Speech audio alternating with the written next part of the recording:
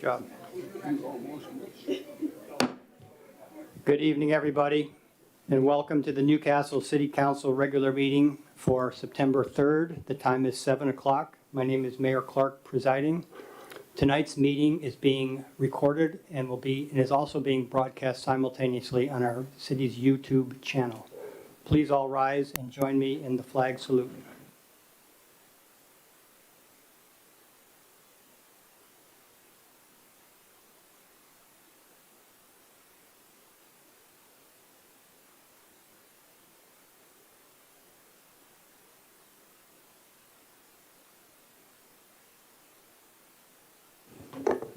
City Clerk, please call the roll.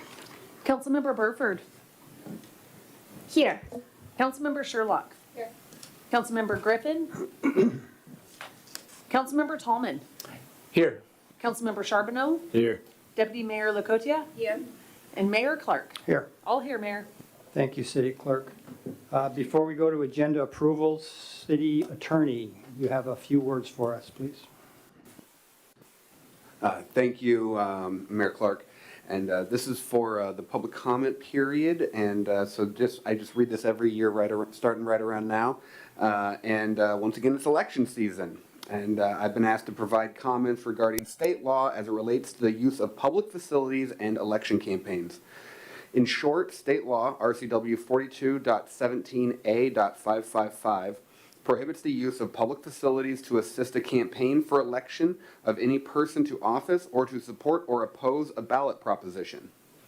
The Public Disclosure Commission is the state agency with jurisdiction to enforce this statute. The Public Disclosure Commission interprets this statute very broadly to include a prohibition on using the public comment period during an agency's public meeting for these purposes. This applies to council member comments during a public meeting as well. To avoid any potential for violations of this statute, please refrain from making comments that support or oppose a candidate for office or a ballot measure. Please have your comments address issues relating to city business or city functions, not campaign or election issues. This includes references to campaign or campaign materials such as flyers, letters, or similar communications. The city thanks you for keeping your remarks focused on city issues. Thank you, Mayor. Thank you, City Attorney. Moving on to agenda approval, is there any desired changes or alterations to tonight's agenda? Okay, seeing none, show the agenda approved as written. We are now moving on to public comment. So for public comment, there's a sign-up sheet on the podium. We welcome public commenters to come to the podium, and you have 3 minutes to speak. Please say your name and neighborhood once you're called. And you'll have 3 minutes. When the buzzer sounds, you'll be asked to conclude your remarks. Just as a note, there is a separate public hearing tonight for the admissions tax, so you have a second chance to comment on that during the public hearing, only that subject though. So first person up tonight, Sunita Dublish, and if I said it wrong, excuse me. Okay. Hi. Sorry, this is my first time, so if I do anything wrong, let me know. I am a resident of 11257 Newcastle Way, and I would like to raise some issue here. I'm here to express the concern about speeding vehicles.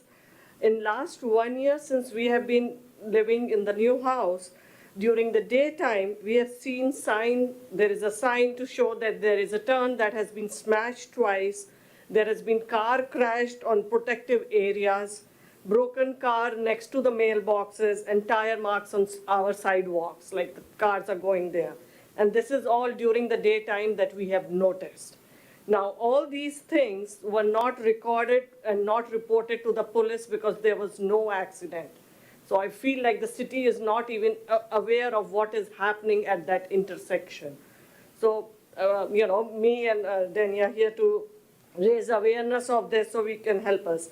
And it is a little bit scary to wheel out our garbage cans and get the mail out of the mailboxes because people are speeding by us. And it is hard to pull out from the driveway because of this, since visibility is so limited from cars driving east on the road. So this is the problem, and we need your help to solve this problem. That's all I have. Thank you, Sunita. The next up is Danielle Hi, good evening. I'm Danelle Devine, and my mom, Judy, I live with her. We live on the corner of Newcastle Way and 112th. And we have been part of the accidents that occur from vehicles going way too fast. Many years ago, a car crashed into the garage of our house. Earlier this year, there was a sign that was run down in March, and it was eventually reinstalled. There was another one on the east side of the driveway that was run down, but that one was never reinstalled. On April 26th, a car took out the split rail fence, and that had to be replaced. On Sunday, the May 5th, there was a car in the middle of the night that came around the corner too fast, hit the curb, and his car had to be towed off. And there was another in broad daylight where the girl was going way too fast, hit the curb, and her car was injured, but she just kept driving off. But, you know, our brick retaining wall has been replaced, I think, 5 times from people coming around the corner too fast and hitting into the retaining wall. So, I talked to some gentlemen from the city and proposing that the flashing sign be moved farther north because it's too close to the corner, and it starts flashing after you've needed to slow down. So, but I don't know. It just, we're asking for help with people speeding and safety. Well, we thank you both for your comments. We take your concern seriously, so the city manager, I know he's also taking notes, will be in contact with our police chief, and we'll discuss with our public works director about that area, and certainly we can get further police presence in that area and address, like perhaps the sign that you just mentioned, or the flashing light. So, look for some, city involvement. If you don't see anything, come back to us and let us know, right? But I'm certain we will get somebody involved in this, right? Well, Okay. thank you for your comments. Thank you. Thank you. Okay, that was it for the sign up for the public comment. For the general public comment, is there anybody in the audience who would like to speak? Remember, please come on up.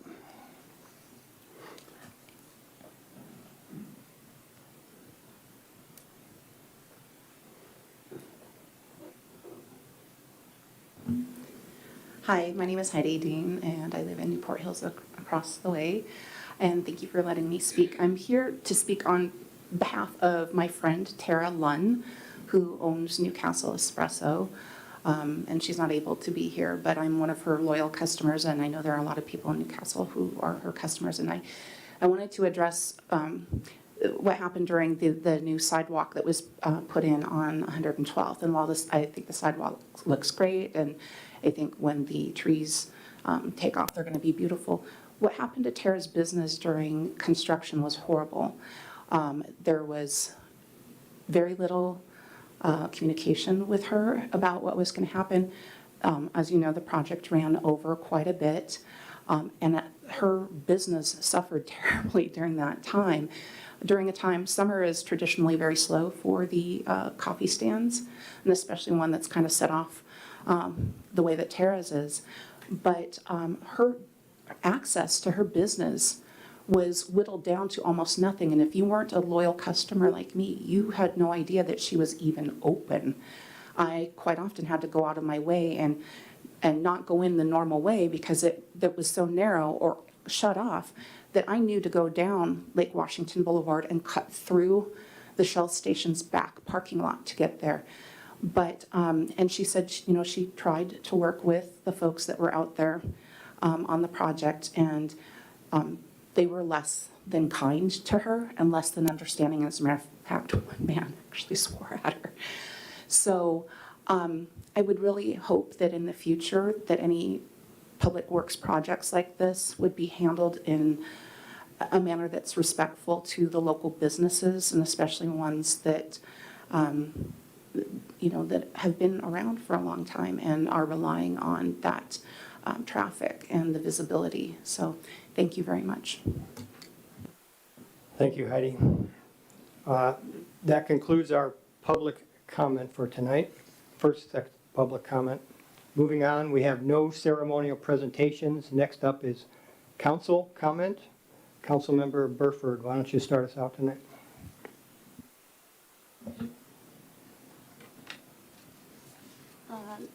I'd like to share on a National Night Out. I had such a great time meeting and connecting with so many people in our community, and really enjoy my conversation with all the residents. I just want to take this moment to give a big shout out to our Newcastle Police Department, our police chief, KJ Harrow, and the Bellevue Fire Department firefighters for keep engaging the community at National Night Out. It was a great success. And another event I'd like to share is on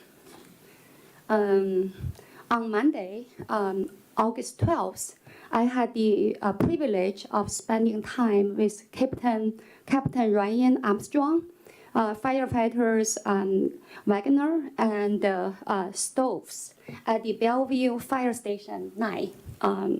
So they gave me a tour, and I had the opportunity to learn about our fire department and their facilities and their service and their mission and their commitment.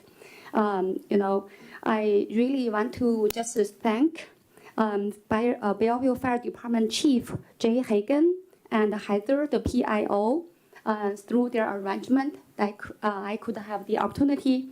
It was an incredible experience. I was also honored to wear the captain's uniform and also activate the fire hydrant and operate the heavy-duty water hose. Yeah, so the facilitator was really helpful for me to have a first-hand experience. Also, another event I want to share. Last Tuesday, I had a opportunity just to learn about the DeLeo Wall, because I was before I heard about the safety DeLeo Wall, and now as a council member, I just want to know more about the history of DeLeo Wall. Our community pioneer, Steve Baima, gave me just accompanied me. So we had 9.2 miles of just like learning and a conversation, meeting with more people on the trails. Just want to encourage everyone, even though now towards the end of summer, just get out, enjoy our local trails and learn about the history. I got to see the coal mining site and everything. Just want to say thank you for coming, everyone. So have a wonderful time. I would like to hear more of you if you have any questions. Thank you. Councilmember Charbonneau. Thank you. Looking forward to seeing folks at Newcastle Days this weekend. I think there's a lot of great elements there that I've remembered having for a long time, a lot of new exciting things as well. Continual plug for the town hall, September 19th. Again, first time we're having a second town hall. There is arts and crafts room for the kids. If they don't want to listen to a city government meeting, I do not blame them. Of course, if they do, we're happy to have them. Trying to make it as accessible as possible for folks, also on a Thursday instead of a Tuesday. And then, yeah, personally excited for the Seahawks season to begin. I say that because I know a lot of the current and former players are residents. I know the general manager is a Newcastle resident, and they've been really heavily involved in the schools and a lot of the other local programs here. So, Thank you. Councilmember Tallman. Thank you, Mayor Clark. Welcome, everybody. And I'd like to reiterate something Councilmember Charbonneau just said about our town hall meeting coming up on September 19th, 6 o'clock at Risden. Your city council and staff can only be truly effective with your involvement and with your input. And we're here to represent you. And so please invite your neighbors and friends and encourage people to show up. We'd like to see a large group. I would like to let you know that we are receiving letters on traffic issues, letters on noise issues, landscapes, parks, trails. We read your letters and they are being addressed in some way. But we'd love to see you, a lot of you, at the town hall meeting. Thank you. Councilmember Griffin, any comments? Thank you. Here this evening, I guess this thing doesn't want to stay on. Anyway, it's nice to have a lot of people out here.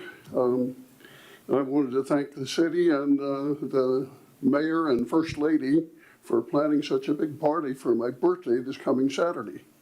So I really appreciate that. Thank you very much. Councilmember Sherlock. Thank you, Mayor. Yeah, I'll just reiterate, I'm excited for Newcastle Days on Saturday, and thank you for those who bravely spoke this evening. I know it's a little scary to do that, so we really appreciate hearing when there's something like that to address. And my ask is, if it's not too much trouble, if you could write down an email to us the details, that would be really, really helpful just for follow-up. And if you send it to citycouncil@newcastlewa.gov, then we all receive it, including the city manager. So it's citycouncil@newcastlewa.gov. Thank you so much. Deputy Mayor. Good evening. Thank you for coming and making your comments. It will be taken seriously, as mentioned by some of us. I'm looking forward to Newcastle Days. Good luck to our organizers. I also want to mention that we had a very successful tech class in the library, Newcastle Library, this Saturday. And was very sad to hear that our amazing, amazing librarian, Vicky, is leaving. Very, very sad to see that. And she will be missed terribly. She's been so instrumental to so many nonprofits in Newcastle. She will be missed. And just want to say thank you to all her service. And there is the Friends of Newcastle is hosting a send-off party for her on, when is it? Yeah, the email will be sent out, so, make sure. And she will also be at the Newcastle Days. So just stop by and, thank her for her service to our community. Thank you. Thank you. Mayor comments. So just have a couple. So Councilmember Griffin already said it's his birthday on Saturday. If I had planned his birthday, there'd be a big dunk tank and he'd get a pie in the face. So they're not planning that. So that wasn't me. A couple things.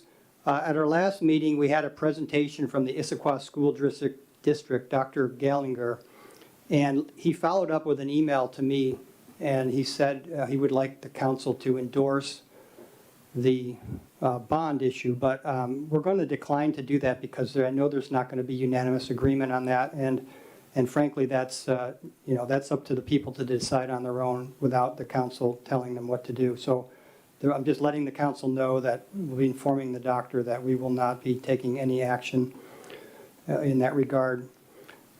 We had received from a member of the public, because I wasn't aware of this, so thank you to Carol Simpson, but she sent out to us information on the Washington State Department of Transportation is considering raising fees on 405-167.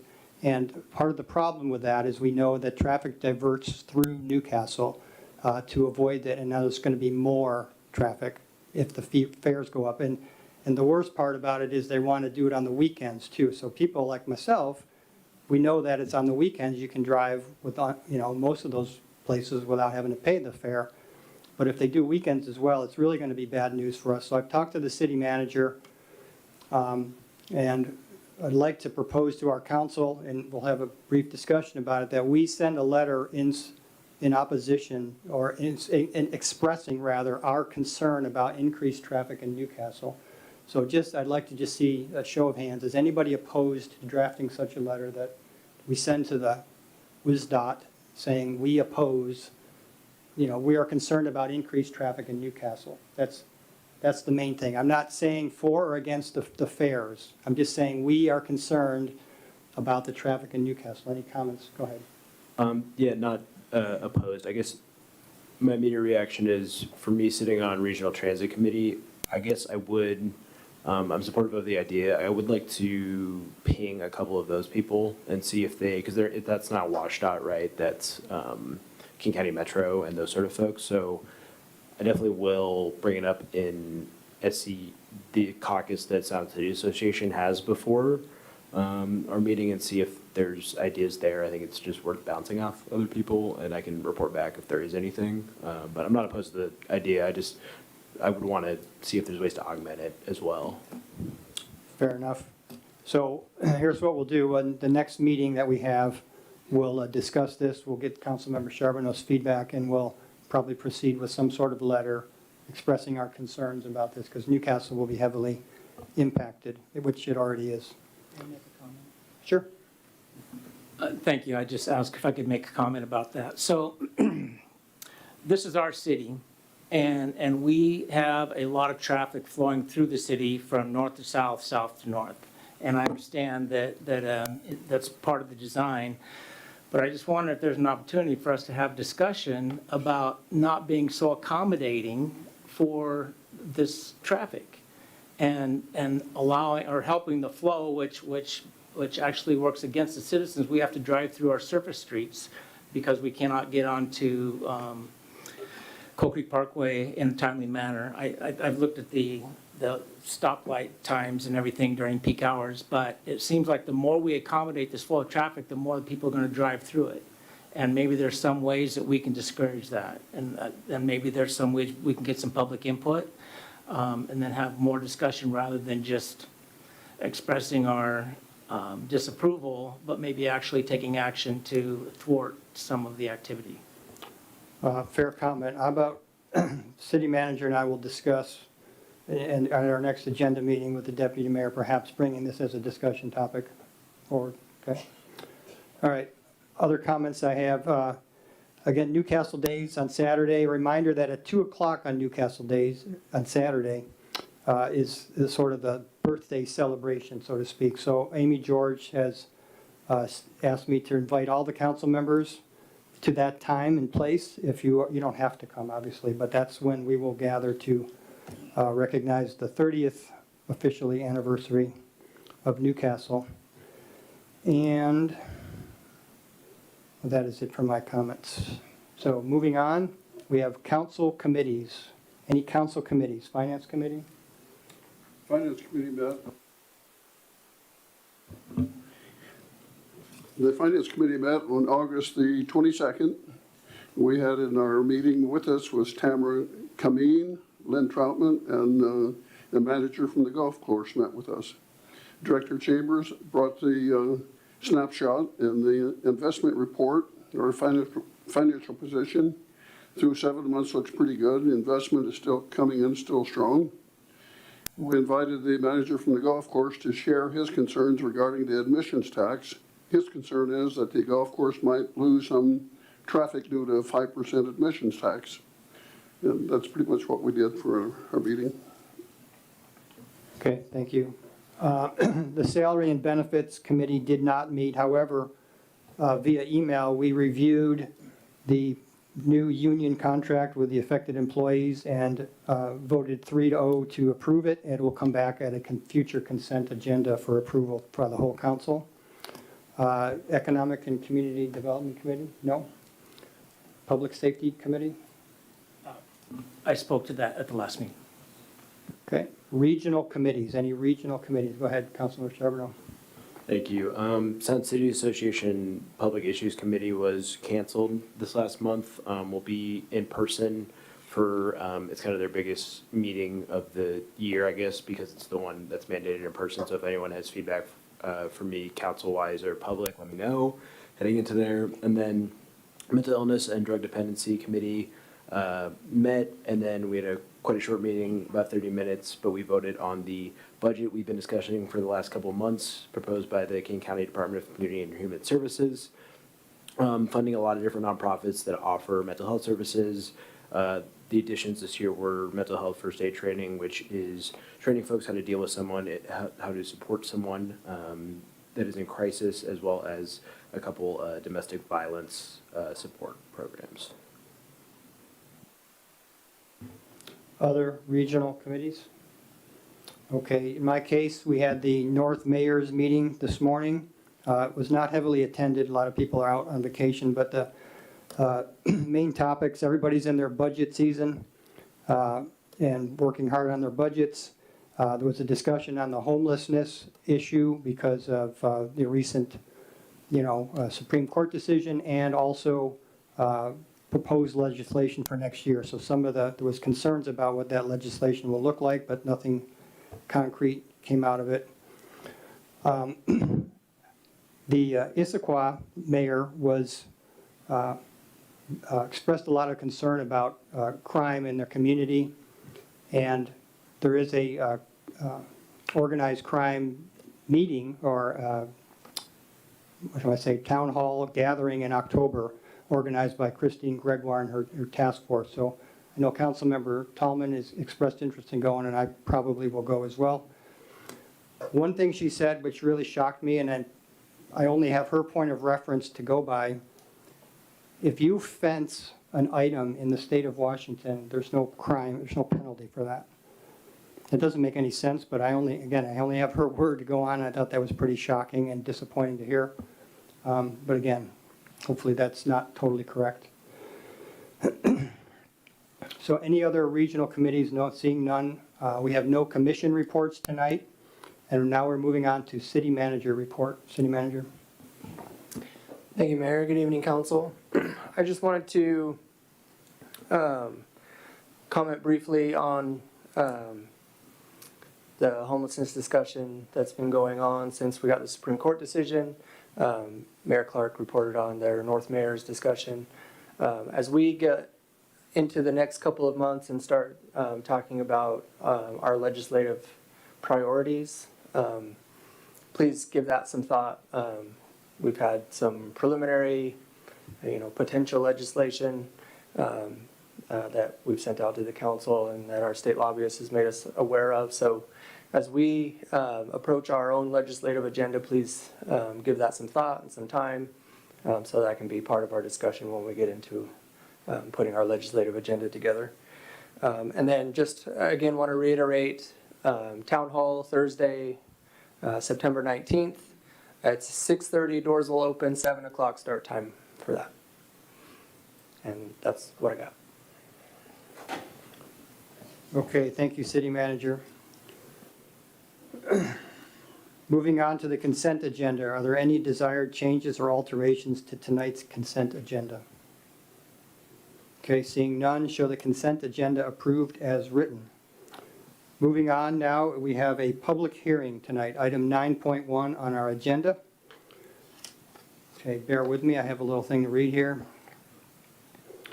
The chair recognizes it is now 7:30. Item 9.1 to receive comments on a proposed admissions tax. The public hearing is now open. It's 7:30 p.m. Members of the council, this is a public hearing. This evening we have City Manager Scott Pingle to give us a short overview. At the conclusion of that overview, he will be available for questions or comments. Then we will take public testimony. If you are here to address the council tonight, it is not necessary that you be a proponent or opponent. Just come forward, give your name and address for the record. If your comments are in the form of a question, The question will be so noted and answered at the conclusion of the public hearing testimony, and we will then have final comments by members of the council and close the public hearing. Questions or comments of the council before we start? Okay. City Manager Pingle, please give us an overview. Thank you, Mayor.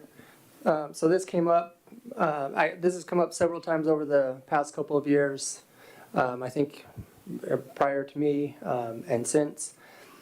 It came up again as part of our discussion at the Finance Committee meeting in June. Those discussions led to it becoming a part of our discussion when we got into the sustainability model at our July 16th meeting. And staff was directed to provide council a draft ordinance for a 5% admissions tax.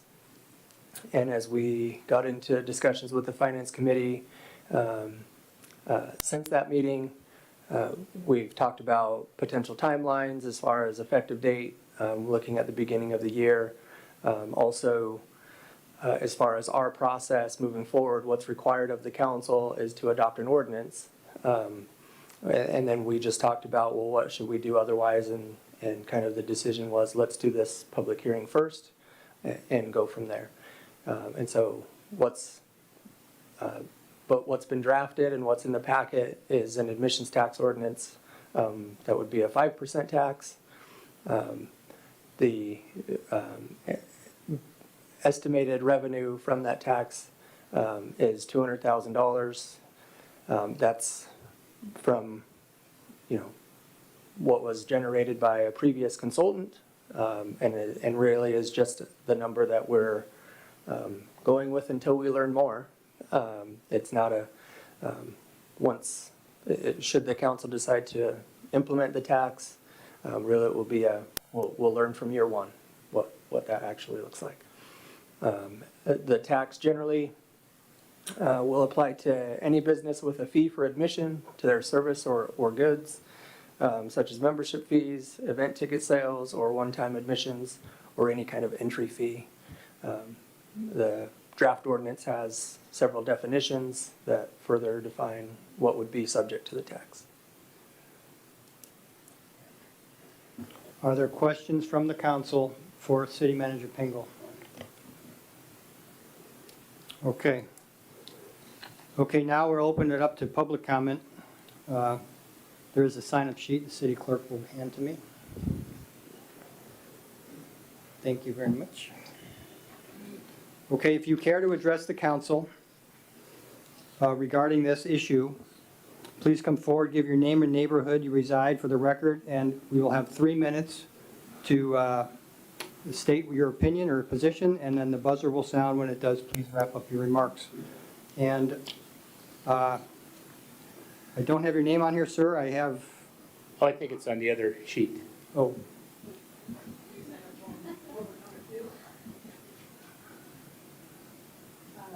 That's okay. What is there? Oh, is that the? We'll let you speak. So Okay. Go right ahead. Give your name and neighborhood. Sure. My name is David Hine, and I represent the Golf Club at Newcastle and Noki Golf Management. Excuse me. In 1996, I was hired as project manager for the construction of the Golf Club at Newcastle, and in 2004 through 2010, I was a general manager of the golf club. And I continue to work for Oki Golf as vice president, so I have a good historical perspective of the relationship between the city and the golf club at Newcastle. 30 years ago, and you're celebrating your anniversary next week, the city of Newcastle became incorporated, and the new city had an open wound up on the hill that is now Newcastle. The open wound followed the city's rich tradition, rich coal mining history, to become one of the largest landfills in King County. At that time, the landfill was destined to become a park and a forest of blackberries, hoping to mask the landfill's impact to the land and to the new community. Shortly thereafter, Scott Oki, a lifelong resident of King County, had a different dream for the property. So he bought the land, and over the next few years contributed nearly $100 million of his own money to transform the open wound into a world-class golf facility as it stands today. He didn't come up with some trendy name for the new golf course. Instead, he insisted we simply name the club after the city that we had become a part of, Newcastle. The development of the golf course was also a catalyst for other developers to continue to improve the area, constructing well over 100 new homes, and those are some of the most expensive homes in the city that greatly contribute millions each year in property tax revenue for the city of Newcastle and the county of King County. The partnership between the golf club and the city continued for many years. We have become one of the city's largest employers. We are one of the city's largest contributors of sales tax revenue, and many Newcastle residents call the golf club at Newcastle their home golf course. At this meeting, the council is considering adoption of admission tax for the city. The desire of the council to adopt admission tax is not a new subject. Several times over the past 20 years, the subject of a 2% admissions tax has come before the city council, and every time it was voted down. Why was it voted down? Because it was deemed unfair. As a tax, as a tax is defined, it charges theaters, dance halls, amphitheaters, auditoriums, stadiums, athletic fields, baseball or athletic parks, carnivals, circuses, amusement or sideshows, exhibitions, swimming pools, roof gardens, skating rinks, and golf courses. It also exempts nonprofits, which basically means the tax is only applied to the golf club at Newcastle. While I may have missed one or two businesses that may be subject to the tax, the golf club will bear 99% of the impact of the tax. This evening, the council is considering not a 2% tax, but a 5% admissions tax. That would mean that the customers of the golf club will pay nearly 16% tax on all goods and services that fall under the broad definition of the taxable activities. Why a 5% tax and why now? The City of Newcastle's July 2024 general fund projection for the year shows that the city is expecting a total general fund surplus of $500,000 for the year. So why is an admissions tax necessary? Since the overwhelming impact would be on the golf course, it would be reasonable to think that the golf club would have had long and in-depth discussions. Please continue. Thank you. Would have long and impact discussions with the finance committee or the city finance department on what impact this tax would have on our business, but that is not the case. We only learned about the proposed tax in the last 2 weeks, and to my knowledge, no one has been able to calculate how much revenue this tax will bring in and will represent to the city. The move from a considered 2% tax from years ago to a 5% tax was not based on the city's need or financial analysis, but 5% was chosen because it is a maximum tax. It is the largest admissions tax percentage allowed by law. While this tax is a pass-through tax and paid by the golf club's customers, discretionary spending is already under tremendous pressure with the high inflation we are all impacted by, and this tax will certainly decrease the golf club's revenue and add more pressure to profitably run our business. I urge the council to reconsider this ordinance until we all understand how it will impact our business, how much money will be generated, and why a 5% tax is necessary. We have done so much for this community, and singling out the golf club does not enhance the partnership with the city we have worked so hard for many years to build. Thanks for the opportunity to speak tonight. Thank you, David. Thank you. I have a sign-up sheet. Heidi Dean, wish to comment on the admissions tax.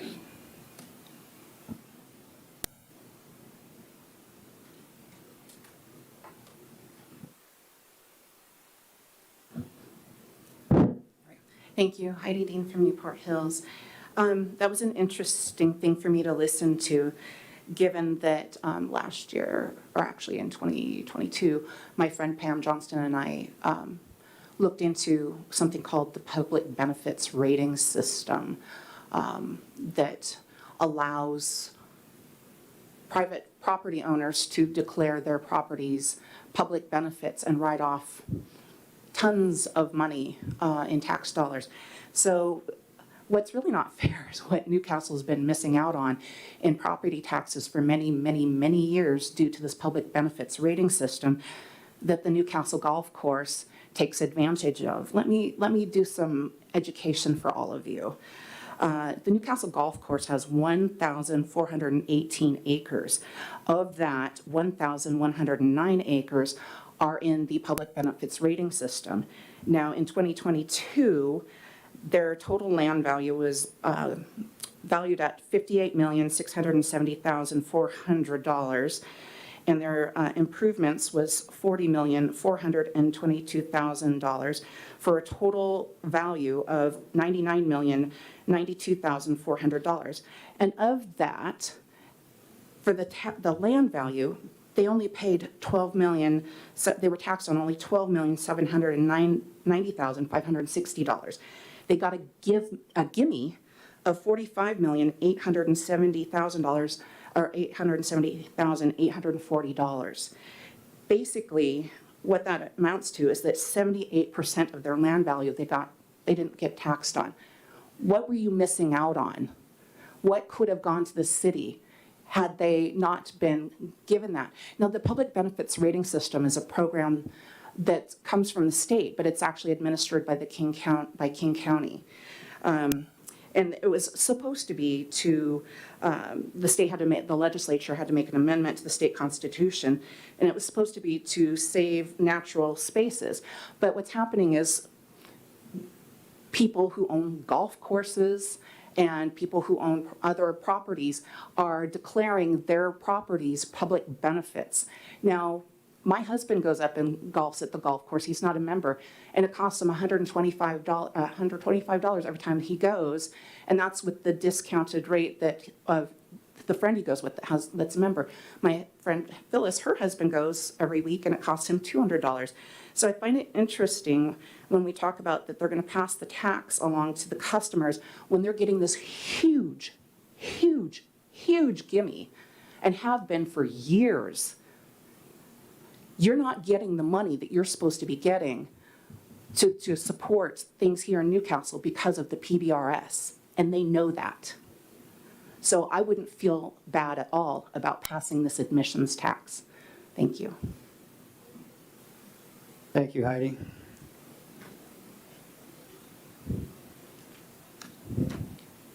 Good evening, Carol Simpson. I live at the Cedar Rim Apartments, which are now called the Lakeview Apartments, and I've been a resident in Newcastle for over 25 years. And I also know something a little bit more about the Hill that has a public benefit rating system because it's kept in a pristine condition now. It's a garbage dump underneath, people. It's not worth millions and millions of dollars. The Okies did a huge favor to us in creating a golf club on top of that garbage dump. It wasn't managed by King County. It was a private garbage dump. It doesn't have a liner. It doesn't have anything to protect from the chemicals and all the waste that were placed there, which we don't know much about because it was a private garbage dump. But they're taking care of it. They've been monitoring it for over 20 years and watching the runoff that comes off of that hill. It's a garbage dump.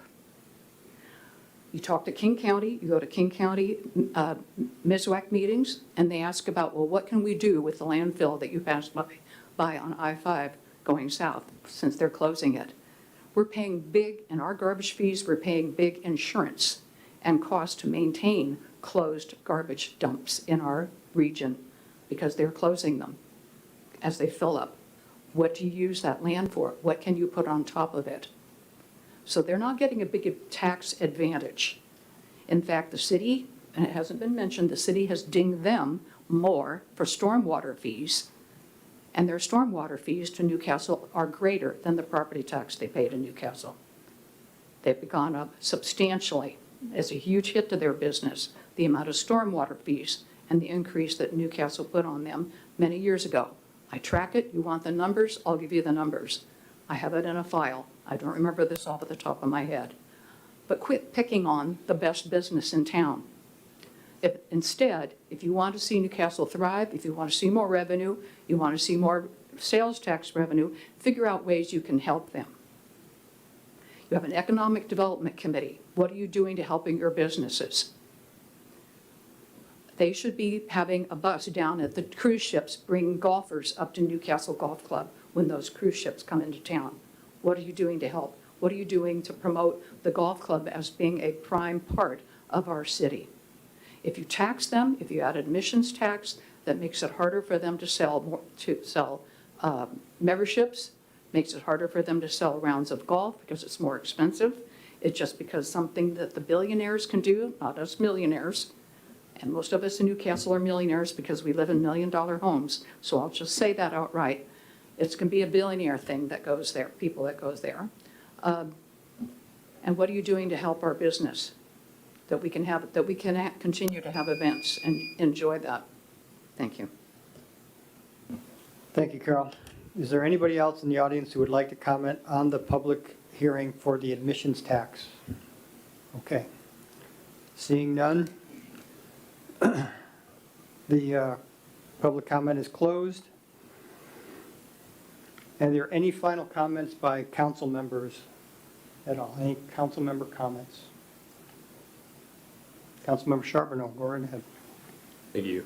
Yeah, thank you folks for coming. I appreciate having a robust discussion on this issue. So, yeah, a couple things I want to address. So I think it's important to emphasize that, so as long as I've been on council, and I know it was a discussion before that as well, this has been a discussion of an admissions tax, right? I know it might feel sudden right now because action is being taken, well, not even action yet. We're having a hearing and we're taking actual steps towards potentially taking steps towards voting on this, right? I'm not going to predict the outcome of the vote, but I know it might feel sudden in that regard. But this has been an ongoing discussion. I think it's really, critical to point out too that sort of the question was posed by Mr. Heim, and thank you for speaking, of why now? I think we have continual rising costs, whether that's police services, fire services. We get charged more for King County elections. Staff salaries are higher. There are a lot of number of rising costs that we don't have control over. And we're a public entity, so we can't sell services the way businesses can and just sort of claim that revenue. I think, something that I've struggled with too is that, I understand I empathize with the feeling of feeling like you're being singled out. That's largely a factor of us being a smaller city, right? When we looked at what sources of revenue and taxes apply, there were only 2 businesses that were eligible for that. If we were a larger city, perhaps there'd be more of that. If we were a similar sized city like a Tukwila that had a mall, there'd be a lot more options for that. But we're very limited in our toolbox on what we can do in ways we can generate revenue. Every other means we have of generating revenue is something that would come from the citizens of Newcastle more directly than this. So, you talked to me about the costs rising for the customers of the golf course, and that's not fun. I recognize that. I don't want to brush over that or minimize that. But our job is a lot of times uncomfortable, and we need to make uncomfortable decisions. That's at least my own ethos here. And I feel like I personally believe that the demand for customers at the golf course, which are not all Newcastle citizens, which use our roads when they come in here, which we have a problem getting to spend more economic development dollars in our city outside of just the golf course itself, because it's one of the most remote parts of our city. I think the demand for that is more inelastic than things for, like retired folks in our city that are on a fixed income, like my parents, for example, young folks like myself, right, that don't make as much. I do think the demand for those services is more inelastic. So I take this seriously. I went and I talked to some of the employees at the golf course because I was curious, I wanted to hear their perspective as well. And what really struck me was the amount of I know it's not all of your business model. I'm not claiming to know your business model, but they talked to me about sort of the amount of events that happen at the golf course, right? Whether that's weddings, things of that nature, but also something I wasn't aware of, a lot of corporate events that come to your golf course, right? Costco, Amazon, a lot of these groups. I think they're still going to pay. I think they're still going to come. And it's not, it puts you in a tougher situation to have to charge them more. But we're approaching a point where we have to make tougher decisions. And it's not going to be singling you out because there are other means of revenue we're going to have to pursue. This is far from the only one. We're tied for last when it comes to cities in King County for the amount of taxes we put on our citizens. A lot of other cities have an admissions tax. It's unfortunate in this situation that it is only applying to one business and that feels kind of targeted, and I apologize for that. I wish it wasn't that way. But for me, I do support this because I think we need to start taking these steps now, especially when we look at, you know, we don't have police costs covered outside of, I believe it's past 2026. We have other costs we need to account for. The cost of other things are going to rise. We need to start bringing in more revenue now to be prepared for the future. And I think diversifying our own revenue is really critical. And it doesn't have to be, you know, I would love it to be a partnership with you all. I would love for it to be something we work together on. But to me, I think it's a tool in our toolbox as a city to try to address a lot of these really tough challenges that we have coming ahead of us. So that's the way I approach that. I wanted to share that for the group and just sort of the overall discussion. But thank you for coming, and thank you folks for speaking about it. Any other council comments? Councilmember Griffin? Yes. You make it sound like this is a tax against the golf course.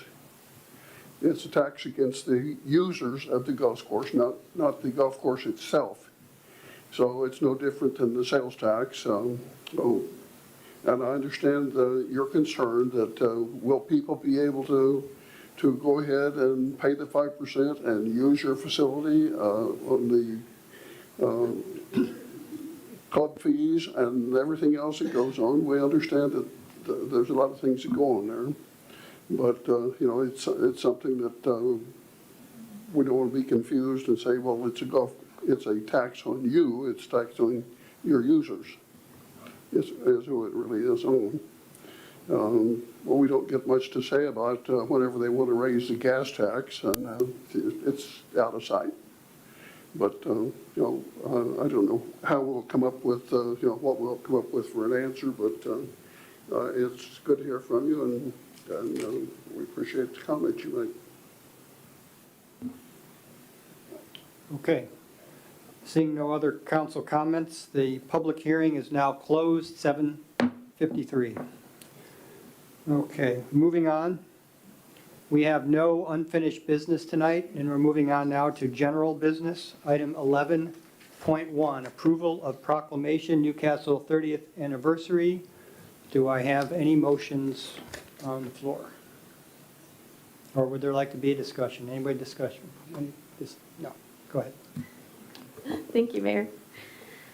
I will move to adopt the proclamation as presented, officially recognizing and celebrating the 30th anniversary of the city of Newcastle. And I would like to add to this motion for the proclamation to be read into the record this evening and also during our Newcastle days. I second.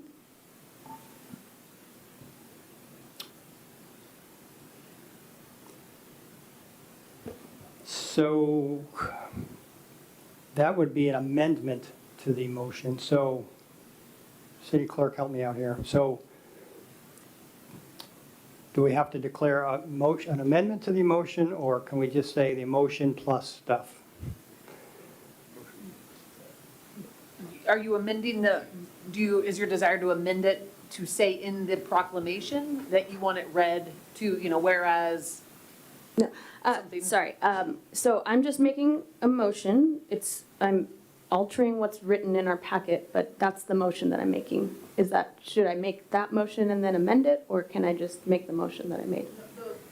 Our proposed, or what we say is your option, is just staff's idea of what you can. Okay. But If you would like to, if you wanted to amend the actual document, that's something No, different. no. And we're not trying to do that. Okay, Okay. I got it, I'm clear now, thank you. So we have a first and seconded motion to adopt the proclamation as presented, officially recognizing and celebrating the 30th anniversary of the city of Newcastle and reading it into the record tonight and at Newcastle Days. Okay, Councilmember Sherlock, you want to speak to that? Sure. I just think it's a well-written proclamation. I'm excited to celebrate our 30th anniversary, and I just wanted to make sure that it's in the public record. Thank you. Councilmember Burford, do you have anything to add? I think it's our city's milestone. I think that's why it's really necessary. So that's why I second it. And let's do it. Thank Okay, you. Very well. Okay, so the motion on the floor, any other discussion? No.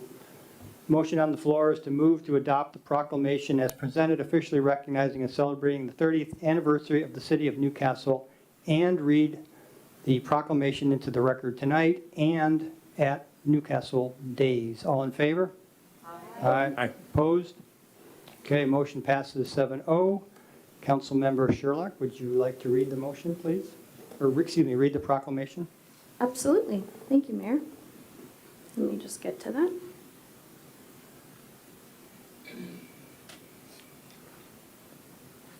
Okay. Whereas the city of Newcastle, Washington was officially incorporated on September 30th, 1994, marking the beginning of a new chapter in the rich history of this vibrant community. And whereas over the past 30 years, Newcastle has grown and flourished, becoming a place where families, businesses, and individuals thrive, thanks to the dedication and hard work of its residents, leaders, and community organizations.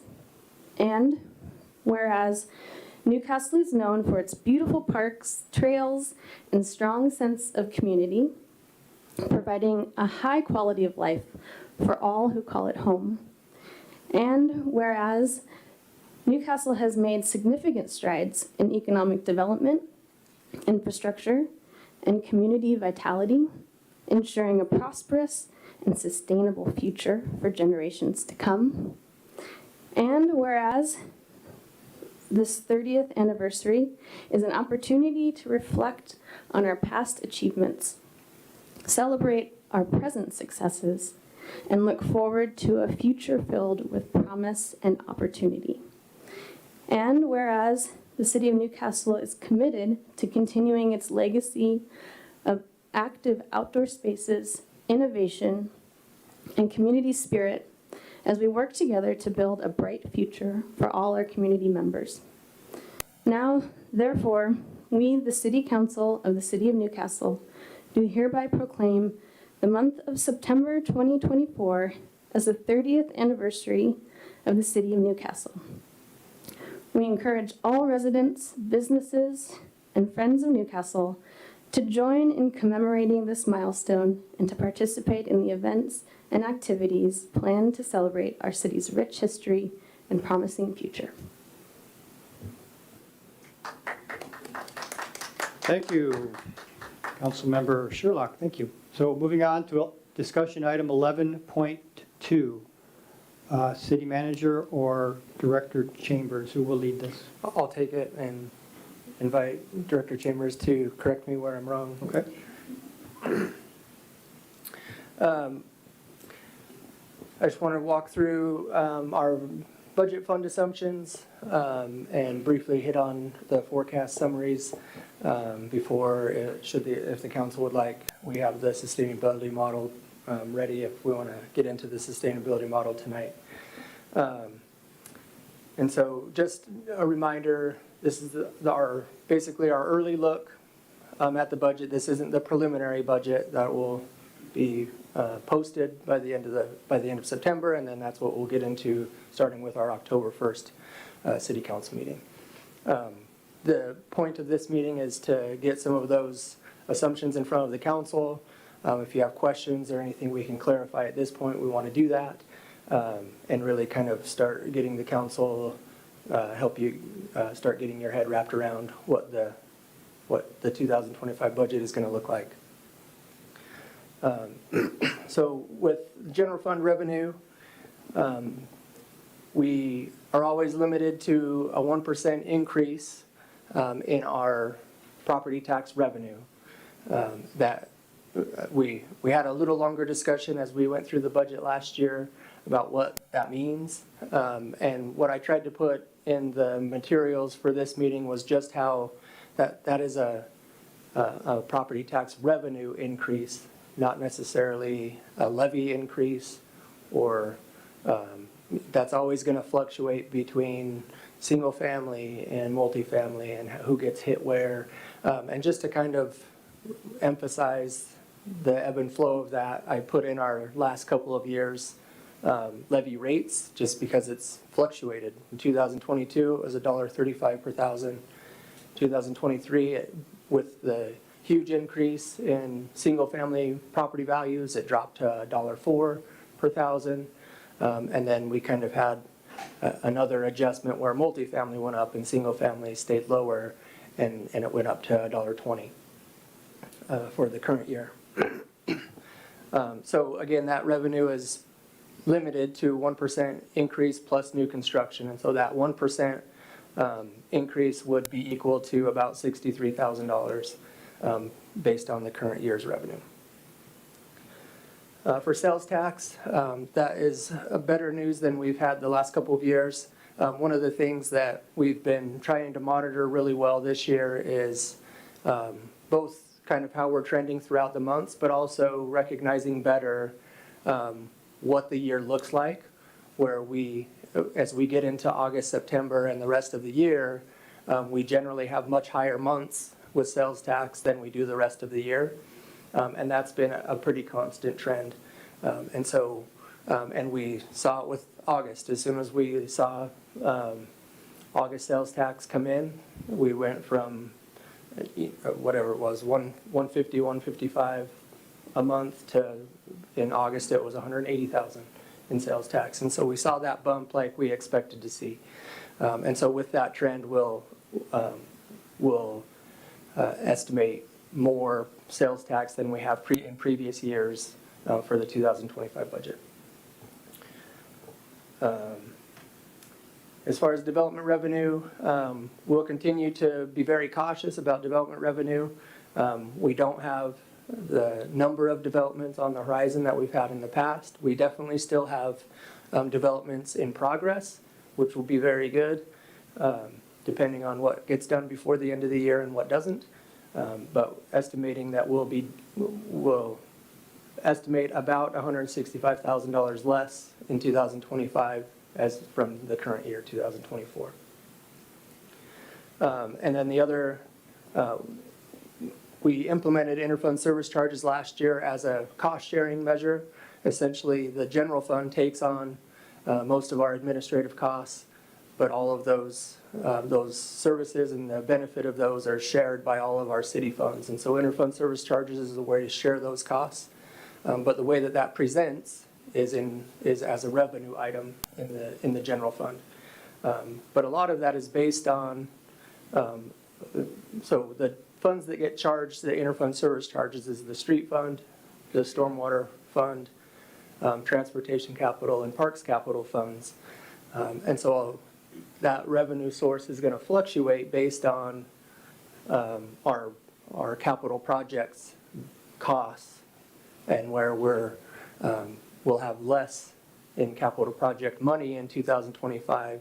That number for interfund service charges is down because our costs for the funds that share those costs is down. So we're estimating about $535,000 in interfund service charges for 2025. As far as surface water, a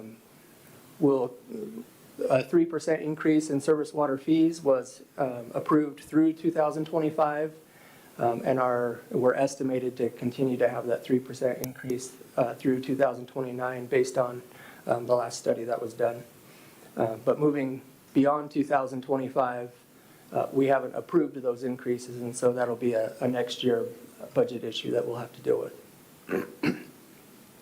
The 2024 swim fee revenue is on budget, and we anticipate that that will continue to be so, especially as new homes come online.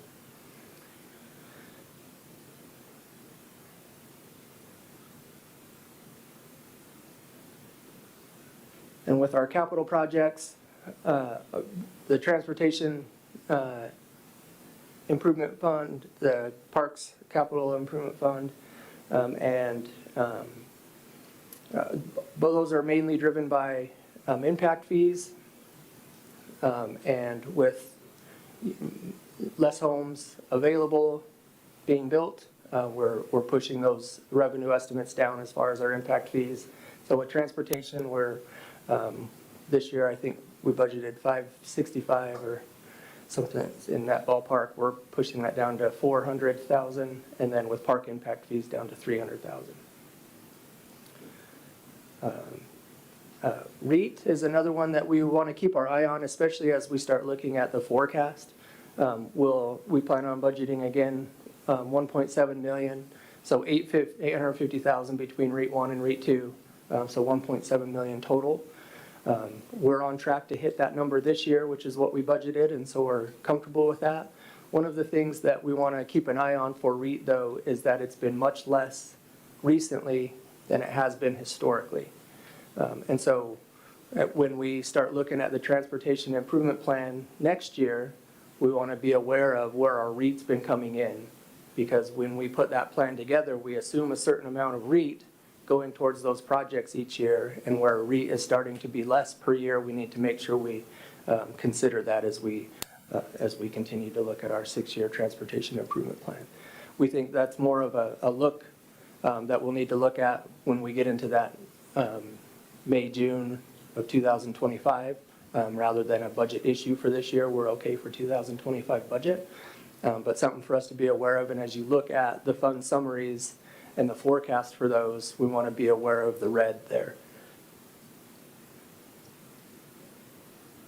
As far as expenditures,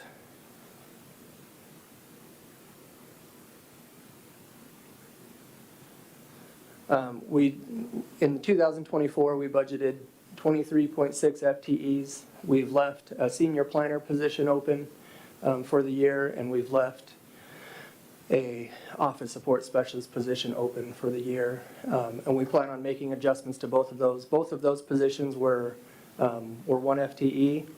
We plan on making both of those positions part-time. The one becoming the senior planner, we would do away with and make it an administrative assistant position. That's part-time. And then the office specialist support position, we would also plan on being part-time, but moving that to more of a public works support, and then that position would only hit the general fund a little bit. It wouldn't hit the whole position won't hit the general fund for that.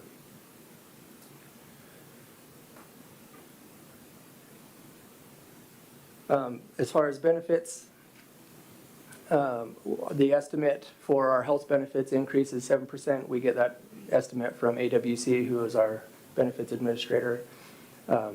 Generally, we'll get a more specific cost increase from them prior to budget adoption, which we'll be able to implement into the budget.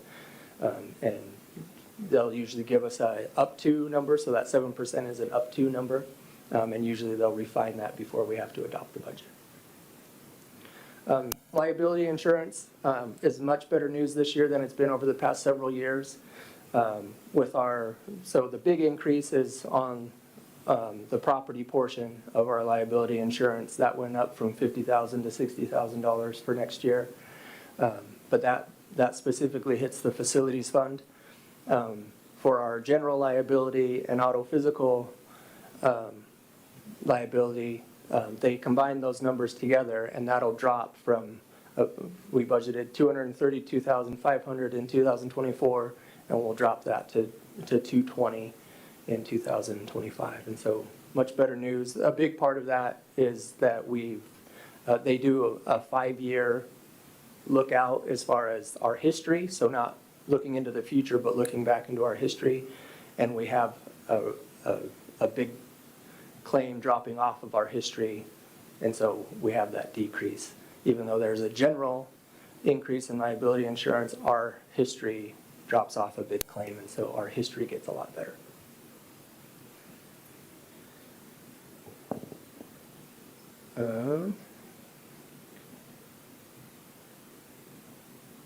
For public safety, our up to amount that King County Sheriff's Office has given us is up to 7% increase.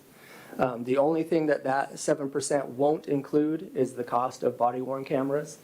They'll keep that cost separated for now, simply because they haven't all been deployed, and so they can't really give us a good estimate about what all will be deployed by the end of this year and then still have to come in next year. They do anticipate that after 2025, those will be more fully deployed, and they'll be able to give us that cost as a part of the contract cost rather than being separate. The fire contract is up, will be up by 4.98%. They gave us the specific number, and it's about a $143,000 increase to that. So what we had generally planned on as far as using ARPA funds has been the increase in the fire contract and police contract plus the cost of the additional officer.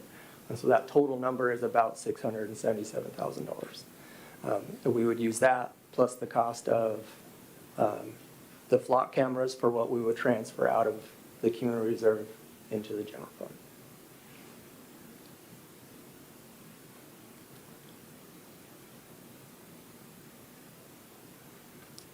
And then as far as the REIT fund, what we have planned for coming out of the REIT fund for transportation capital is about $2.745 million for the several projects that we have going in the transportation capital fund. We have about $465,000 to parks capital. That would include primarily the Hazelwood Boardwalk, which is estimated at $400,000. The rest of it would be for P4, which we generally budget each year about $65,000 to P4. And if we don't use all of that $65,000 for P4, we'll only transfer enough REIT to cover that cost. And then we plan on using some REIT for the facilities fund for general improvements if we need any help with generators, depending on the timing of those. And then with equipment rental, as we've talked about throughout the year, we are implementing a new equipment rental fund program that's been presented to the council. The wonderful thing about putting an actual program together is that we don't need to be spending the money and taking the money out of the other funds that we have been over the last couple of years. We'll drop from about $263,000 in IRF fees to the other funds down to about $200,000. And that will allow us to stay within the range in the IRF fund that we want to be in. And as we get into the preliminary budget and speak specifically to the IRF fund, we'll walk through that in much more detail with the council. But want to just thank Director Chambers, Director Bronze. They've put in a lot of time and work on the IRF fund and it made it effective and simple, and we're excited to get that implemented. And then with the facilities fund, again, general facilities fund costs are, as far as fees to other funds, are based on the space they use in our city facilities, as far as what's charged to each fund. So each of the functions in the general fund are charged an amount based on the space they take up. And then the street fund, the swim fund are based on the amount of space they take up in our city facilities. And then most of the rest of the costs, the major costs for coming out of this facilities fund is for annex building improvements. And we're putting those costs into the 2025 budget, anticipating improvements so that we can move public works all under one building rather than being separated out. And with that, I'll take questions. Okay, who has questions for the city manager? Oh, nobody. I wanted to break there, but if there's not, I do have a few comments about the forecast. And so, Well, you have a question? Go ahead. Yeah, I guess my question is actually to my fellow council members. If there's no questions, this all makes sense to me. I'm on board with all of these assumptions, and I just want to make sure everybody else agrees with them moving forward with the budget discussions, or if you don't, ask the Well, actually, question now. I have questions, but I was Okay. waiting for Oh, everybody okay. else first, so. Deputy Mayor, you have a question? What is it called? I'm looking at the last exhibit table. So our 2024, we are in a deficit of 351. I thought in the last finance meeting we were in surplus, right? That's the deficit that we budgeted, that in the adopted budget was 351. But currently with our year-to-date numbers and the projections that we put in, we're looking at a surplus of about 500,000. So over your projected year end is still showing a deficit? Yes, we haven't updated those numbers in our master budget spreadsheet yet. So I shouldn't be looking at this table, or? Just not the projected numbers, those haven't been updated. Okay. We'll have them updated for the preliminary though, yeah. I was like, I was seeing a plus number. No.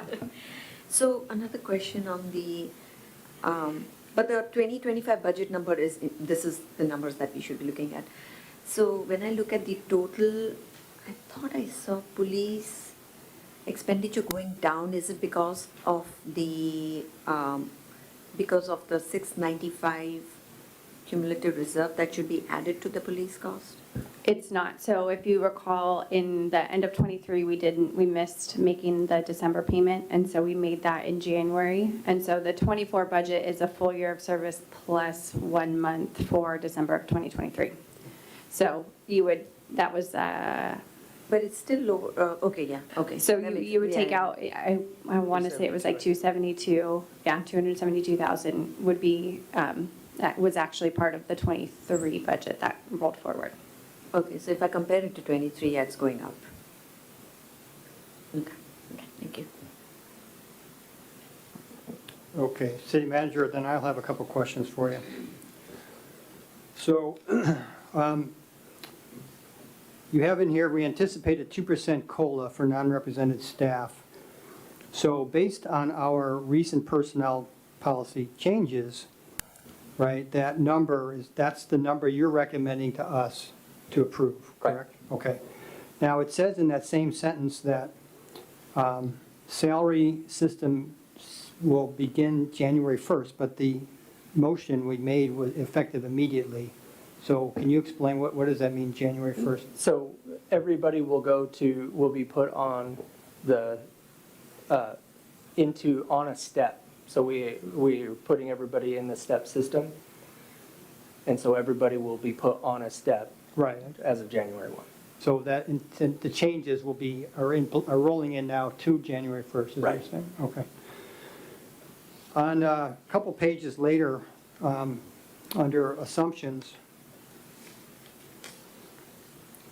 you have salary adjustments, cost of living 4%. Is that just for the area, or what is that for, 4% refer to? Where are you looking? So you have, after your summaries, there's a sheet titled Fund Assumptions and Summary Snapshot, and then General Fund, blah, blah, blah. And the second page of that, it says Salary Adjustments, then CPI for Seattle, Tacoma, Bellevue, and the cost of living 4%, merit 3%. That is a typo. Okay, I apologize for that. all right. Well, were you referring to the ceiling that's still in effect for the crew?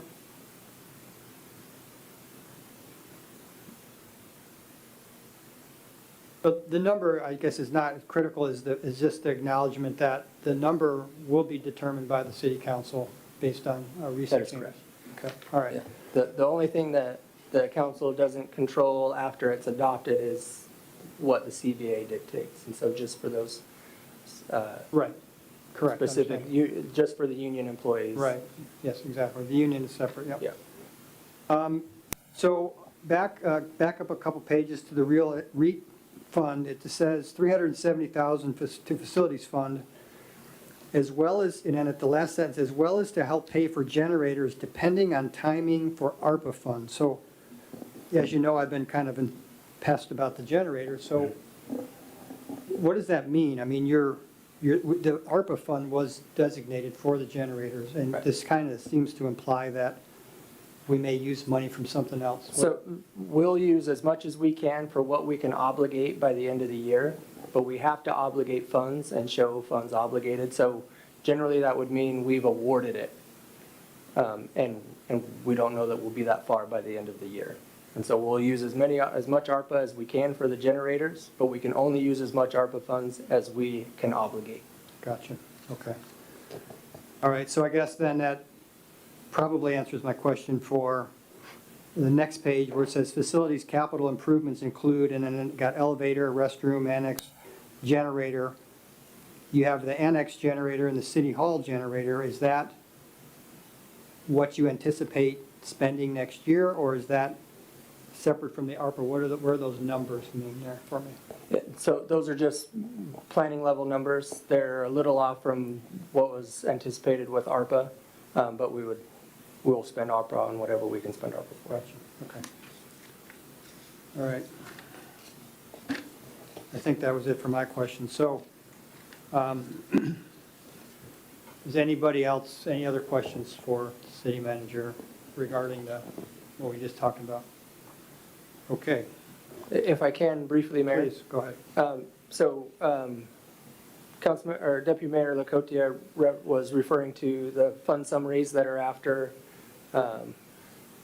the little snapshot of.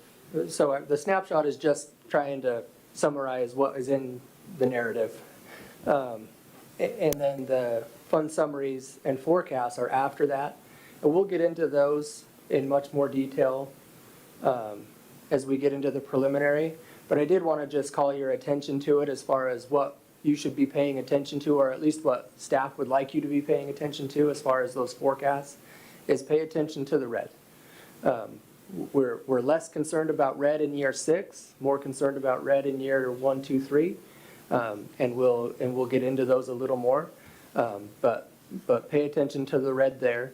Also pay attention to, so for the general fund, street fund, and swim fund, pay attention to the required fund balance. So for the general fund, our new policies tell us that we have to keep a 2-month or a 16.7% fund balance. That's another one to pay attention to as far as fund balance for those funds. And we can get into that as we get into details, but especially looking at forecasted numbers, we want to make sure we know where the red is and why it's red.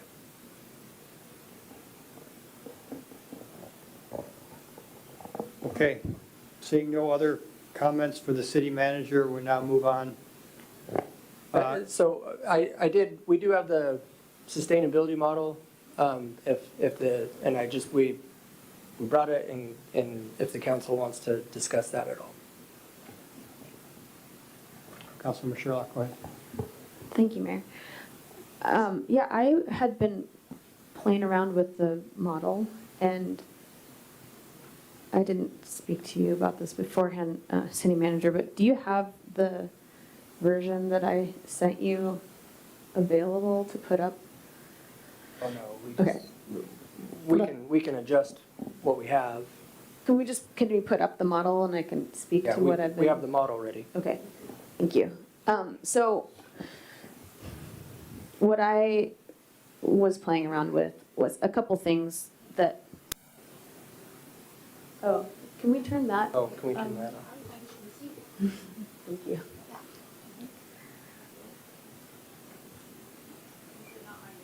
It's on our screens here, but not up there. Did it go to sleep?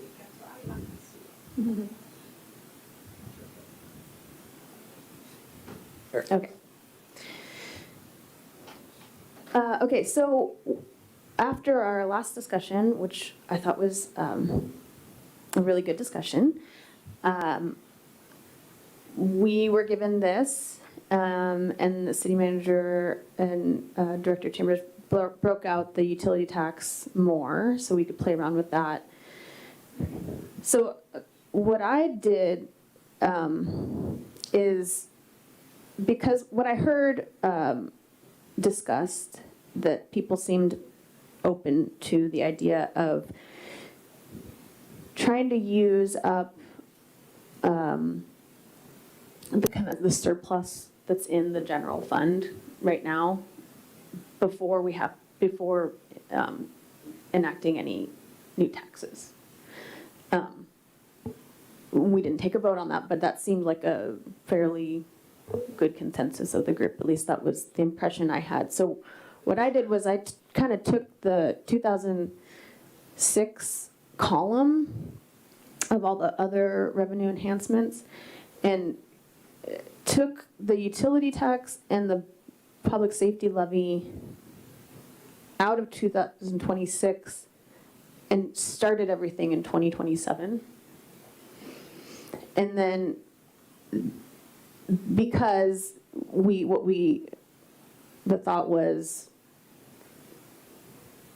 we could use that in 2026 to balance the budget, we could use the surplus funds that are sitting in the general fund. And so what I ended up playing around with, and I apologize, I can't show it to you all right now. I'm happy to send it to the city manager to send to everyone else. So Lindsay can kick me under the table if she needs to, but I'm pretty sure if you talk through what you were playing with, she can make the adjustment. Okay, great. Great. So what I did was if you just take all the utility tax and I just started it all in 27 and then just kept the, whatever the equation was to moving forward for 28 and 29 and 30. I just kept that, so I just changed the starting number.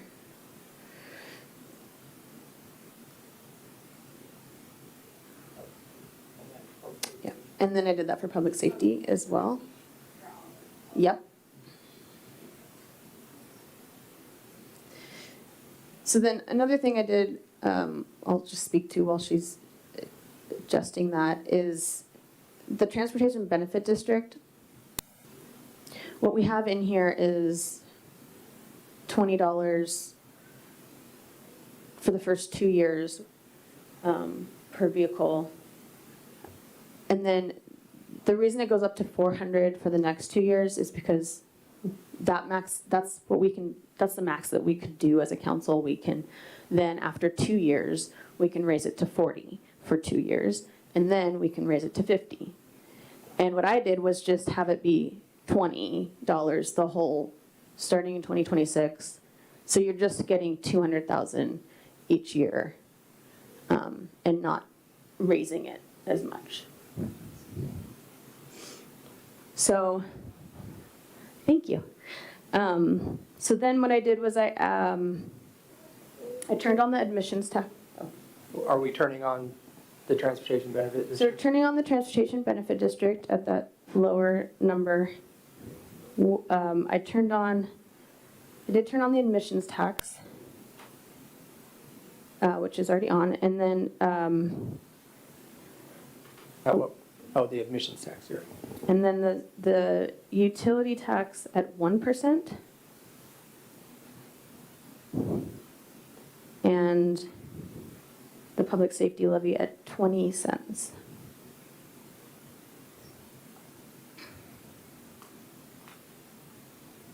So this is a little different because I think numbers have been updated. Okay.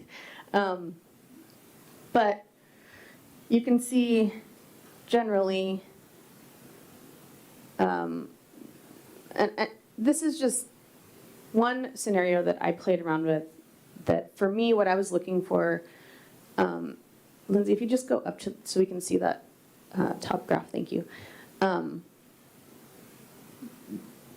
There is some red in out years for using up that. There is some excess money in the general fund, but by 2030, if you look at the second graph, we're kind of right where we want to be. We're keeping at our level our ending fund balance, and playing around, again, this is now, their numbers have changed, so I would hope we could all play around with it again, but it's, for me, the goal is in those future years, seeing that we're at a point where we don't have excess money, but we have a clear, sustainable amount of revenue for the future. And now, just to be clear for the public, this is not adding any services. This is maintaining the services we currently provide.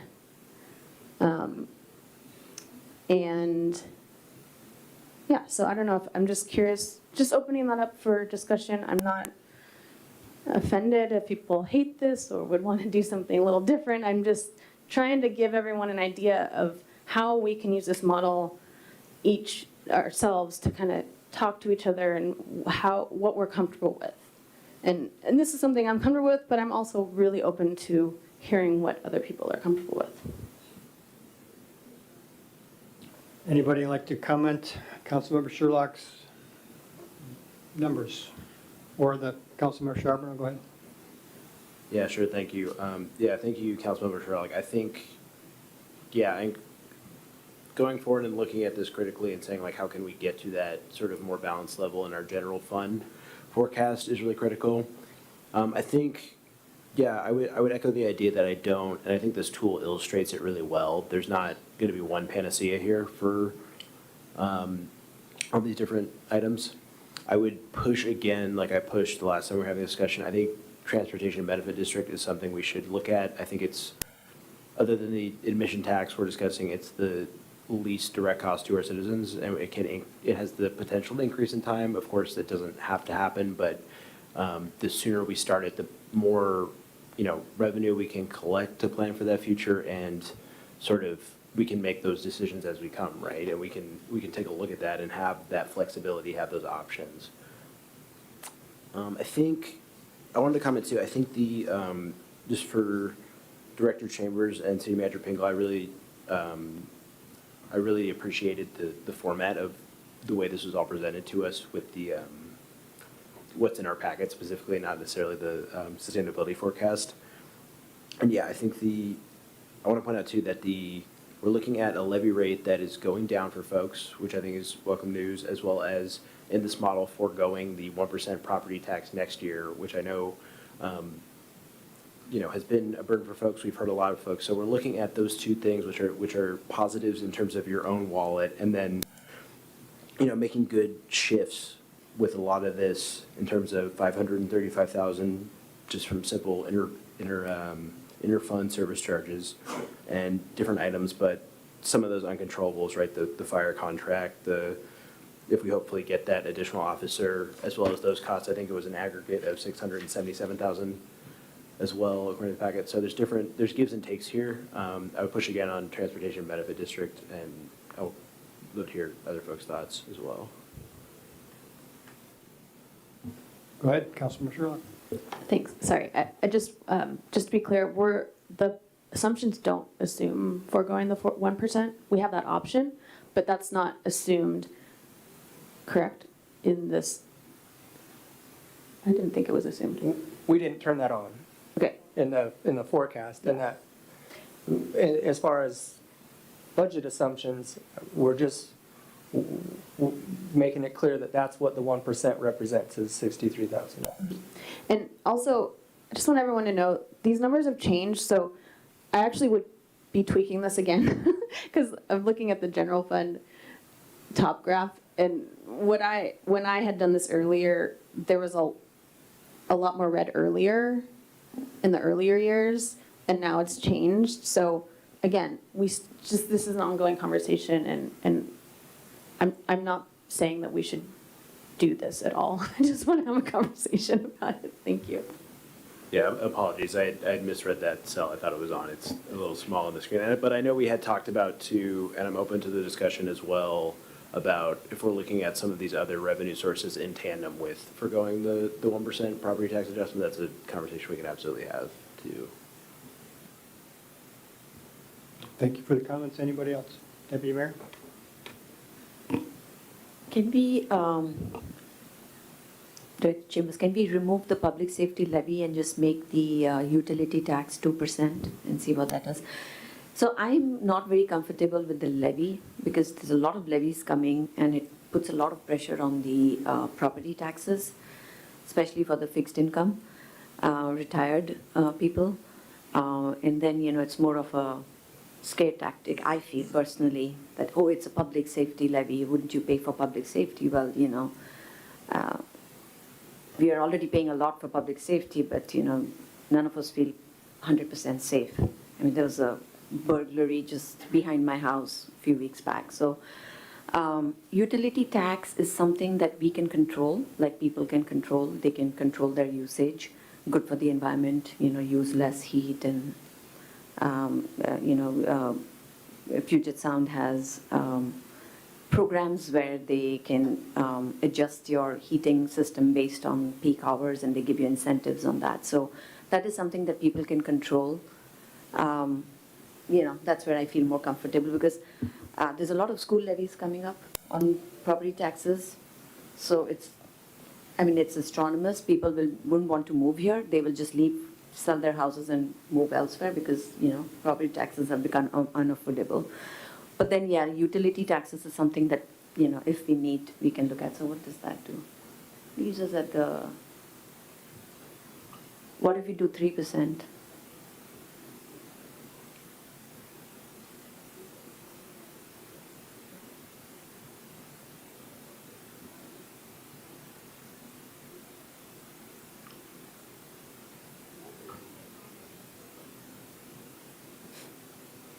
Should be similar, right? It Because just with the seems like the 3%. 2030 general fund is not moving no matter what you do.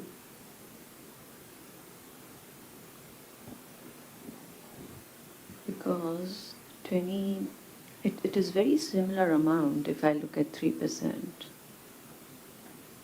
1 million, 1.1. But I noticed, some people in the audience, you shook your head. So please share with us how you are going to tweak it and how to make this work. It's our city, and we look at this holistically, and we take really, really serious consideration. We want to hear from all parts. So share your expertise. So what are you going to do to sustain our city? Yeah, by shaking your head, it doesn't work. So share some ideas, and we need to move forward. We need to find solutions. There'll be a second public comment at the end if people want to say something. So any other comments? Yeah, that's a good comment, Councilmember Burford. So we're talking about maintaining services and raising taxes, but depending on how things go this fall, the landscape of our economy could change dramatically. And I would like to have some discussions about some services we can trim and some ways we can become more lean as a city so we're not putting the burden on the homeowners, which, if we start seeing capital gains tax, unrealized capital gains taxes, that's going to bust a lot of households. And so I think we need to be open to the discussion of trimming some of our services rather than just trying to maintain and price people out of their homes. We're already priced out of the grocery store. Some people can't afford to buy homes, and we're seeing some dramatic increases in our electric prices, et cetera. I think we need to consider trimming services as well, just as part of the discussion for sustainability. Thank you. Okay, so if we're going to talk about trimming services, I would love to know which services Councilmember Tallman is interested in trimming. Not necessarily right this minute, but at some point, that needs to be part of the conversation. Agree 100%. Okay, very good discussion. At this point, we're going to move on. And we will be coming back at our next couple of meetings and discussing these very things. So there'll be more time for council members to formulate ideas, to manipulate the spreadsheet, and for members of the public to send us feedback via email, call us, come to the meetings, come to the town hall. That the next town hall will be we'd be open to any questions, but primarily we want to hear questions related to the budget. But that's your opportunity, so spread the word, friends and neighbors, come to the town hall, let us know what you think about the budget, call us, contact us, any one of us, all of us, contact the city manager, so on. So that's really what we want to hear from you. Okay, the next thing on the agenda tonight is additional public comment. So the same rules apply. If you'd like to make a public comment, please come up to the podium, state your name and neighborhood. You'll have 3 minutes to say what's on your mind, and when the buzzer sounds, we'll ask you to wrap it up. So the first person on our list is David Hine. Go ahead, Carol. You're right. Oh, go ahead, Carol. Thank you, David. You're very gracious. Carol Simpson, I want to speak again. This time about the budget and some things you overlooked in the way of revenue. And do you know how much the city charges for a business license in the city of Newcastle? Do any of you know? $31. Doesn't matter if you're the golf club at Newcastle or a single person running a business out of your home. It's $31. The apartments or businesses, we have big ones now, a lot of them. I live in an apartment with over 100 apartments. I live in the oldest apartment building in Newcastle. Does it pay a business license fee? No, it's a business. But we've got hundreds of apartments downtown.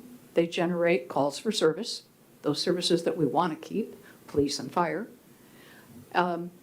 Why shouldn't they get a business license, and why shouldn't it be on a sliding scale based on the number of apartments? What about a B&O tax? You didn't bring that up. If we want to be fair, if we want to start dinging some of our big businesses, why don't we adopt a B&O tax? Have you looked at the property tax, the assessed values of the commercial properties downtown? Safeway, the commercial value, the assessed value for 2025 is now on the King County Parcel Assessor map, and you can look it up. Safeway's value, assessed value by the King County Assessor, hasn't changed in 4 years. So does that mean their property taxes are going up? They're paying more to the city? No. If you total up the downtown, it's gone down for 2025. So when you bring in that 1% extra that we're all going to pay, who's paying it? Single-family residences. Because our property values, I looked at all of yours, gone up about 18% over what they were assessed last year.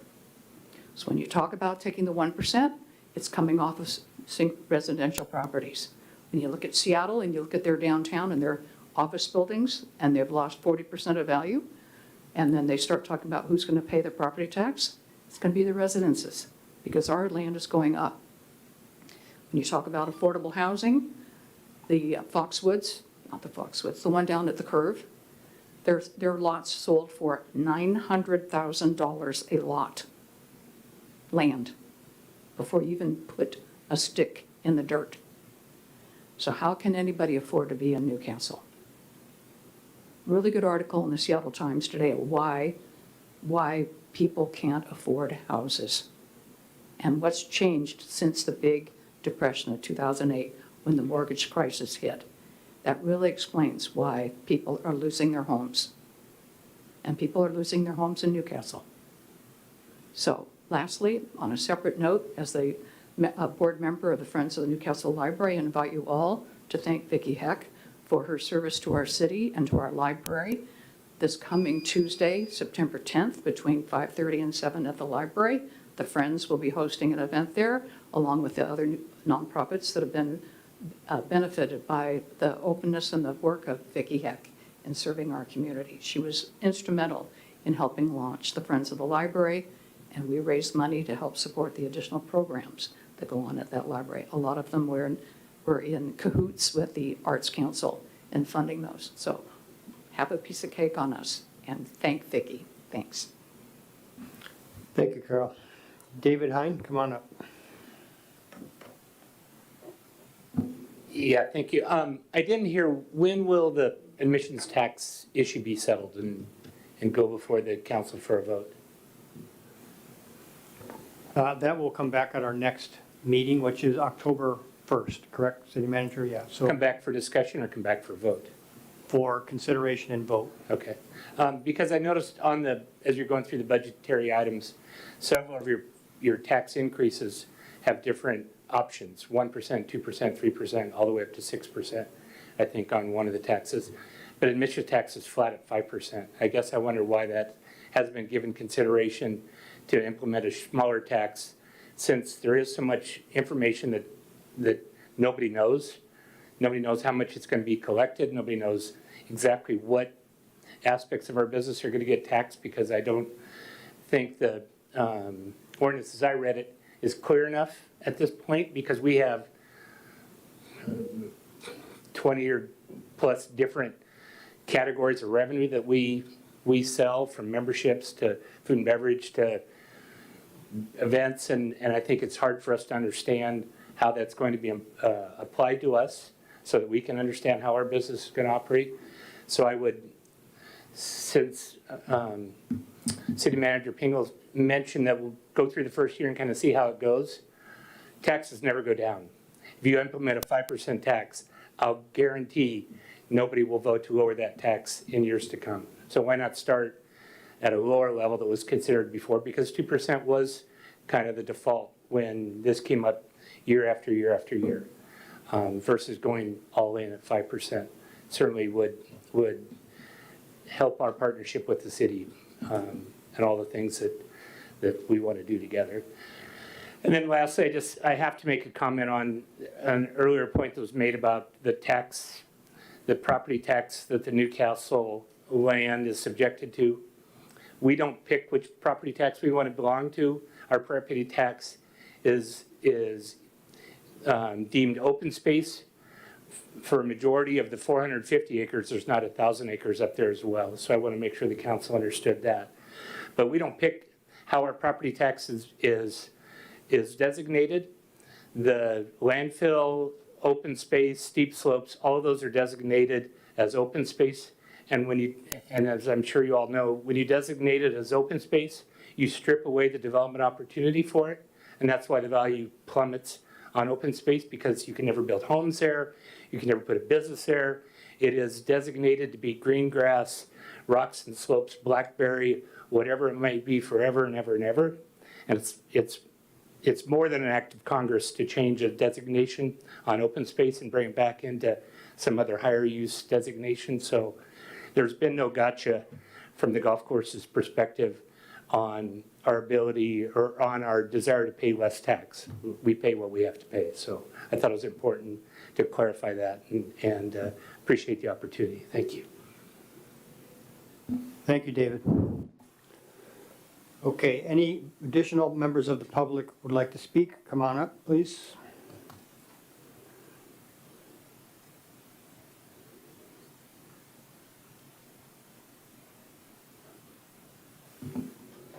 Hello, Heidi from Newport Hills. I thought that was interesting about the whole thing about designation, because you actually have to apply for the public benefits rating system in order to be included in that. So just a clarification there. In terms of the discussion about the taxes and stuff, I would ask Deputy Mayor, go back and look at when you guys discussed the utility tax before, because what you were looking at in terms of, people lowering their costs and everything, that really wasn't how the utility tax worked, which is why people opposed it before. I would encourage you, again, I think the one thing that probably your residents would be most, that they would actually be willing to tax themselves for is public safety. I think you need it. We've seen the rising crime rates in Newcastle. You might want to do a little bit of research on the Transportation Benefit District, because that came up in Bellevue last year. Our transportation department really pushed for a TBD, and Bellevue residents hugely oppose that. The reason that they oppose that is because the money that was raised really wasn't going to go to anything having to do with relieving congestion and that sort of thing. It was going to go to bike lanes. So I would encourage you to do some research on what that whole thing is about before passing that, creating a TBD. So anyways, thank you for the opportunity to speak. Thank you, Heidi. Okay, that concludes our additional public comment section. We're now moving on to the planning calendar. City manager. Thank you, Mayor. So again, like we've talked about, the next meeting, September 19th, is our town hall meeting, and we'll have a brief budget overview presentation, and then essentially take questions from the public. For October 1st, that'll be our first full budget study session after we get the preliminary budget out. That'll also be our first public hearing on the preliminary budget. And then we also have planned for that meeting a discussion, at least preliminarily, with the Planning Commission regarding the comprehensive plan update.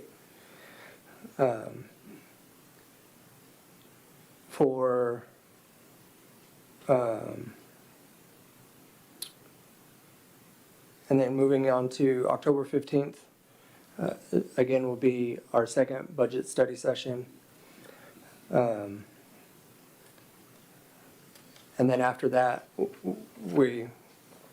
staff generally plans on getting through presenting the budget to the council and being able to take questions and implement any feedback between those two meetings, and then maybe a final look on November 5th. So that the council should have an opportunity to pass the budget by November 5th. But again, that'll totally depend on council questions, council deliberation, and how long that takes. Director Chambers reminded me of one thing that we hadn't added to the budget, or to the calendar, and I'm forgetting what it was. We tentatively have a budget amendment plan to bring forward on October 1st for you with a few items. So the meeting with the planning commission, it looks like here you just have a couple people. My understanding was it was going to be a joint meeting with all of the members. What is your knowledge of that? That's what I understand as well. Generally, what we put on the planning calendar is the people that are kind of in charge of that item. So that probably should go first, right? So they're not waiting around. So in other words, if we're going to start at 6 o'clock, because we're going to have to at least, then we do that first, and then the study session for the budget, because we don't want to have the planning commission members sitting around waiting through the whole meeting to have a joint meeting. Is that your understanding of how we're going to do that? Yeah, so we can do that however the council wanted. Our understanding was we would have a study session on the budget and then have the regular meeting start at 7, and that the regular meeting would include the discussion with the planning commission. But we can flip it. That's fine. Any thoughts from council? I mean, I think it would be, I think there's quite a lot of information for the planning, for the comp plan, and I would encourage every council member, I've said it before, to please review their notes, and there's a lot of information. So come with lots of questions. I would like to personally see that go first, and then they can kind of move along. Yeah, go ahead. I guess the thought that comes to mind then is if we put, I agree that there's a lot of information I want to get into it. If we put, to that point though, if we put them first, then we kind of cap ourselves at an hour. Whereas if we have the budget study session first and then we don't necessarily waste their time, we just tell them to come at 7, then we could have it, if it organically needs to go longer, we could let it go longer. This is a thought in my Okay. head. Yeah, fair enough. All right, well, go ahead. Maybe can you talk to the chair and see if he has any?